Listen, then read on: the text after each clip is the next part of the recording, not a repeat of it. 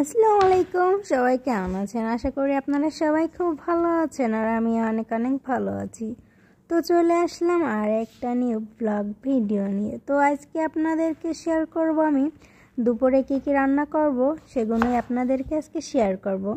তো দেখো বন্ধুরা, আজকে বেগুন ফ্রাই করব। এই জন্য বেগুনটাকে আমি একটু পাতলা পাতলা করে গোল গোল করে কেটে নিচ্ছি। আমার কিন্তু বেগুন ভাজি আমার বেশি পছন্দ, বেগুনের তরকারি আমার ভালো লাগে না। আর বেগুন ভাজিটাই কিন্তু বেশি মজা লাগে আমার কাছে, এটা মনে হয়। আর আমার এই কালো কালারের বেগুনগুলো আমার বেশি ভালো লাগে।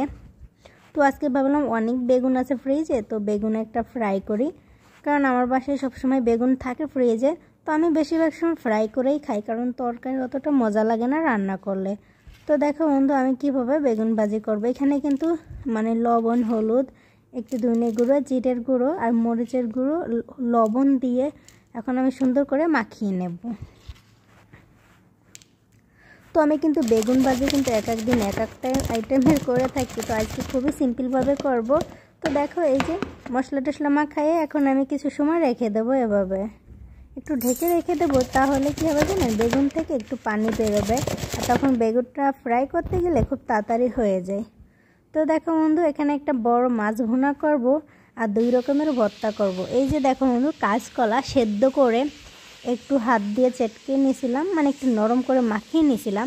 আর এদিকে রসুন কুচি, পেঁয়াজ কুচি, তারপর ধনের পাতা কুচি দিয়ে সুন্দর করে একটু তেল দিয়ে ফ্রাই করে নিচ্ছি। আর সঙ্গে কিন্তু একটু জিরের গুঁড়ো দিয়েছি আর হলুদ গুঁড়ো, আর কিছু না। একটু ফ্রাই হওয়ার পরে কী করতে হবে, সব কিছু দিয়ে মিক্স করে নিতে হবে। আর যারা এই ভর্তাটা খাওনি অবশ্যই ট্রাই করে দেখতে পারো, অনেক মজা লাগে। তো আমার কাছে কিন্তু এই ভর্তাটা অনেক ভালো লাগে, কাঁচকলা বলে এটাকে। তো সেই কলার ভর্তাটা এই যে আমি মাখাইতেছি। তো এই যে আমার ভর্তাটা কিন্তু এখন অলরেডি হয়ে গিয়েছে, তখন আমি ভর্তাটা নামিয়ে বেগুন ভাজি বসিয়ে দেব। তারপরে দেখো বন্ধুরা, এই যে এখন নামিয়ে দিয়ে এরপরে আমি এই যে আমার বেগুন ভাজি করতে দিয়ে দিলাম। আর আজকে বেগুনটা খুবই সিম্পলভাবে ভাজি করতেছি, কোনো কিছু দেব না। এদিকে এই যে আমার মাছটাও কিন্তু অলরেডি ভুনা করা হয়ে গিয়েছে। তো এদিকে দেখো বন্ধু, মাছ ভর্তা করবো, এই জন্য ধনের পাতা, পেঁয়াজ আর রসুনটা আমি আস্ত তেলে ভেজে নিয়েছিলাম, এই জন্য সাদা সাদা লাগতেছে।